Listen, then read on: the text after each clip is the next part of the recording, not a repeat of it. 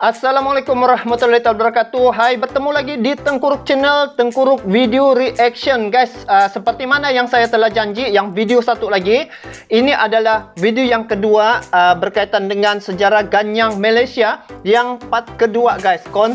Konfrontasi berakhir. Kalau yang pertama tu permulaan ataupun penyebab konfrontasi yang berlaku antara negara Malaysia dengan Indonesia.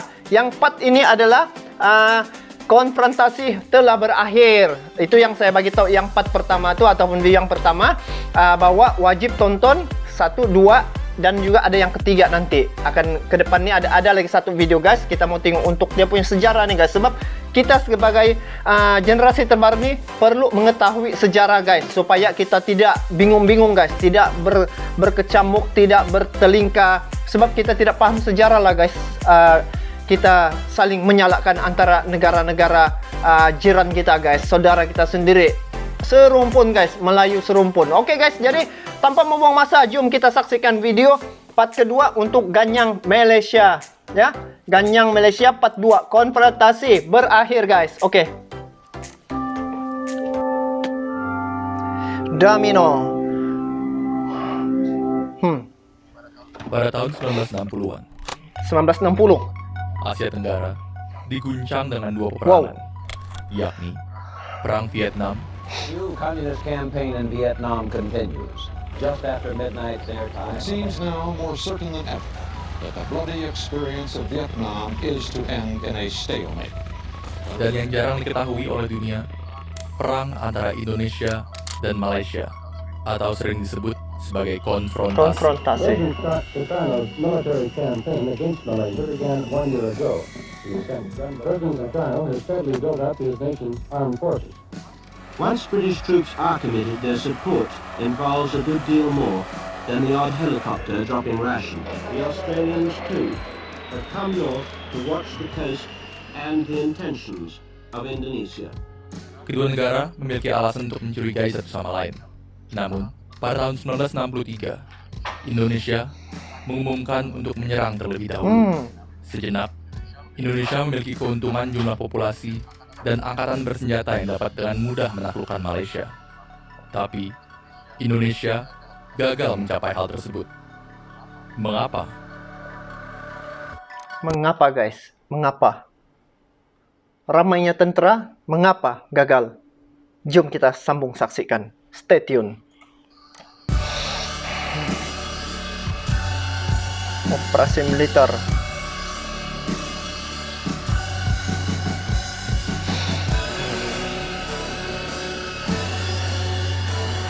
Taktik gerilya.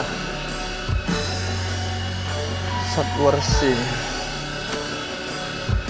Sabotage.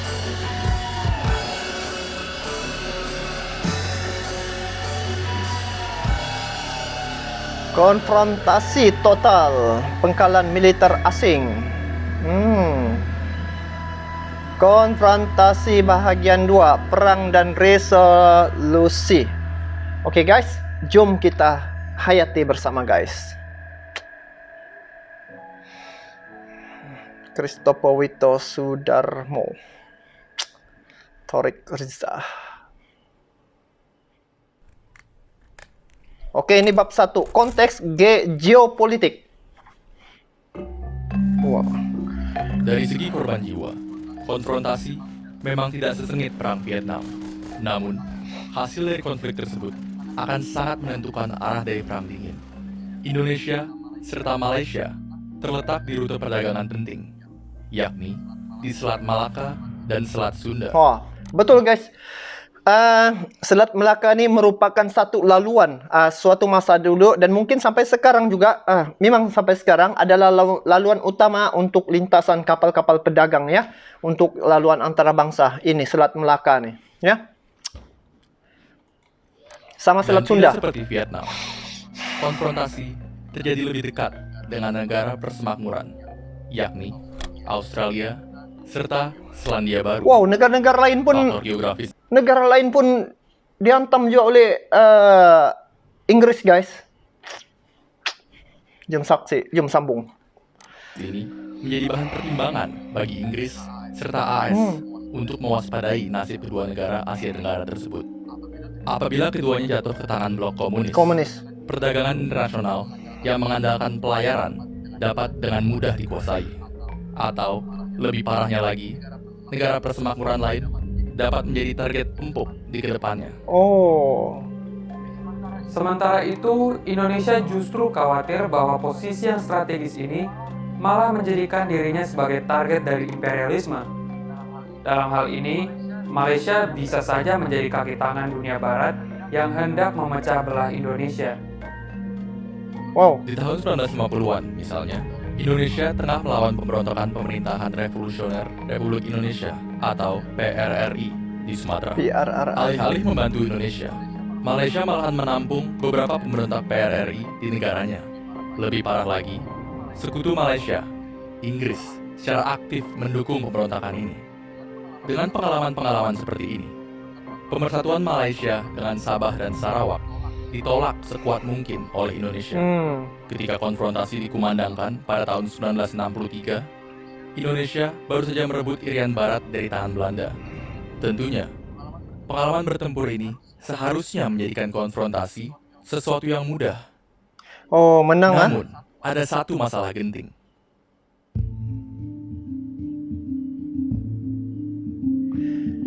Militer Indonesia, khususnya Angkatan Darat, tidak menghendaki peperangan terbuka dengan Malaysia karena beberapa pertimbangan.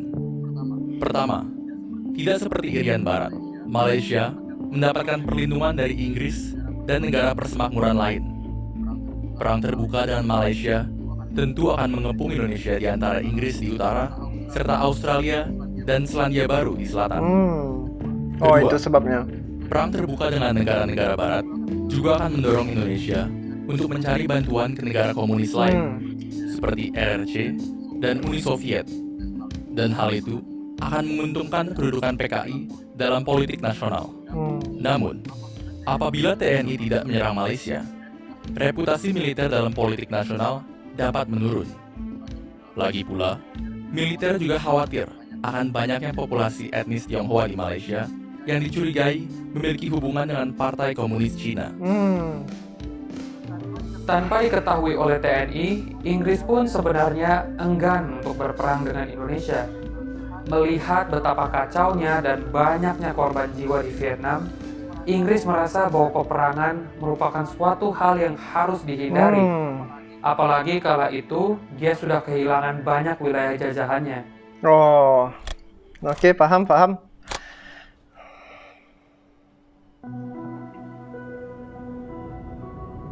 Tanpa disadari oleh kedua pihak, militer Indonesia dan pemerintahan Inggris sebenarnya memiliki rencana yang sama.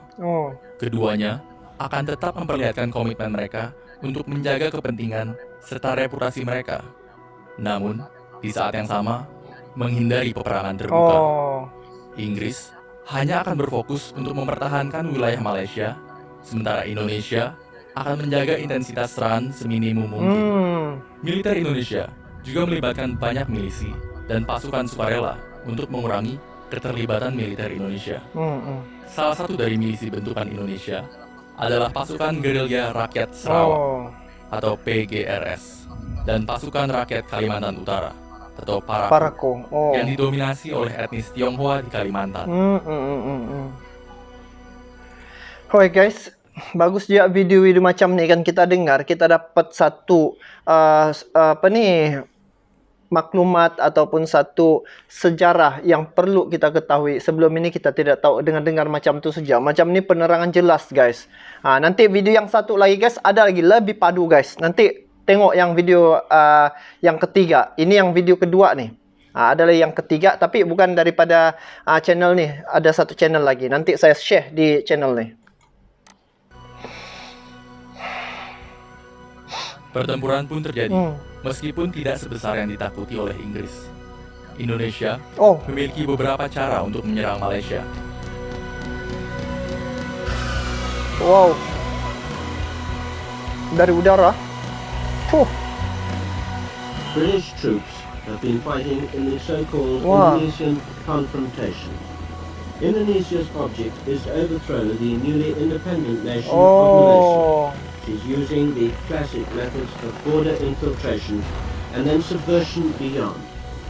Pertama, serangan secara langsung di Tebedu, Tawau, Oh. Talabakan, Sebatik, Guys, yang ini guys, Tawau nih, saya punya daerah guys sekarang nih. Sini saya tinggal sekarang. Wow. serta beberapa tempat di Kalimantan Utara misalnya, sering terjadi pertempuran antara Indonesia serta Malaysia yang dibantu oleh Inggris. Day and night, sentries are watching the Indonesian bank of a river from a secret observation post. Somewhere on the other side are rumored to be at least 500 well-armed troops. Namun, cara serangan secara langsung ini pun memiliki hambatan yang signifikan.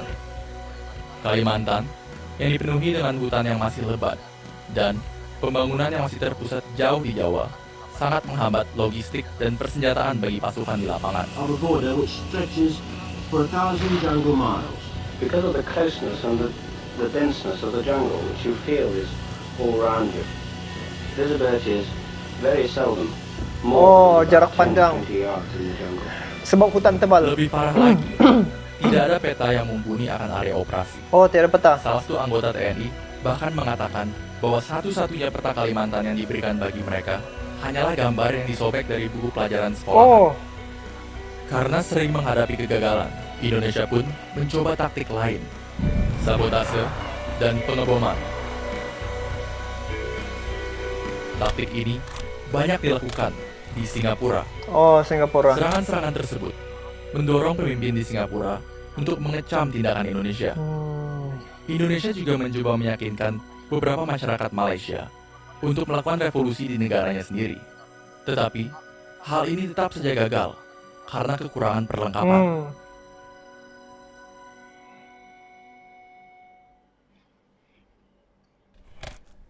Bab 4. Resolusi. Pada tahun 1965, Singapura dikeluarkan dari Federasi Malaysia, yang berarti rencana untuk menggagalkan pembentukan Malaysia mulai membuahkan hasil. Oh. You see, the whole of my adult life,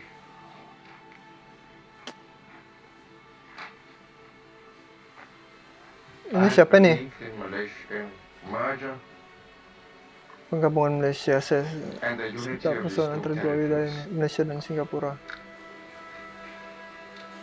You know, Dua it's bangsa yang terhubung. connected by geography, economics, and ties of kinship. Ikatan persaudaraan.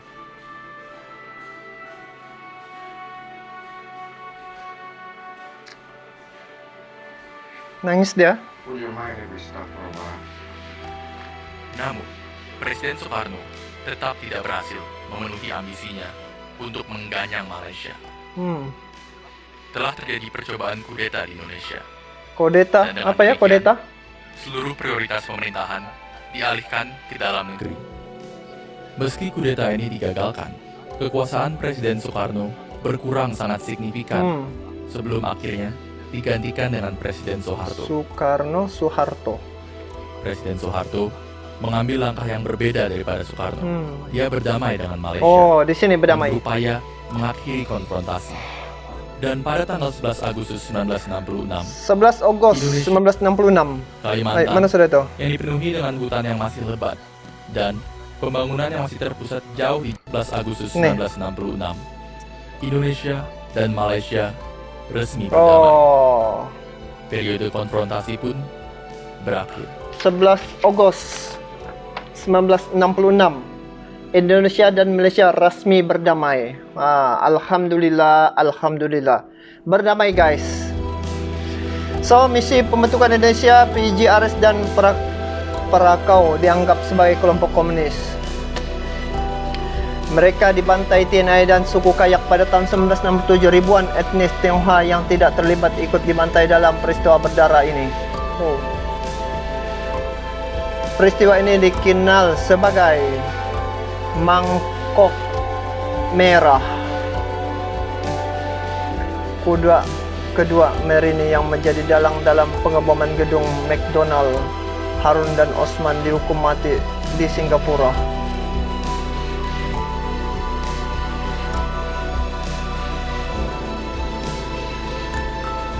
pada tahun 1973, Perdana Menteri Lee Kuan Yew mengunjungi Indonesia dan menaruh bunga di makam Harun dan Osman di makam pahlawan Kalibata. Indonesia dan Singapura berdamai semenjak itu.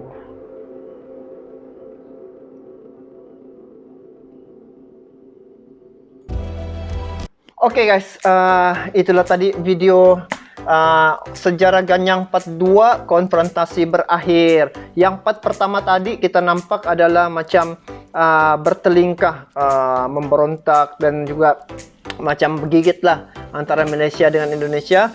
Lepas tu video kali ini kita tengok cara pengendalian sistem politik nasional telah menjadikan Malaysia dan Indonesia telah berdamai guys, di bawah apa ni, bila beralih pada Suharto pada 11 Ogos 1966 dan juga diikuti dengan Singapura dengan Indonesia berdamai. Jadi begitulah guys kita punya apa ni negara sekarang ni.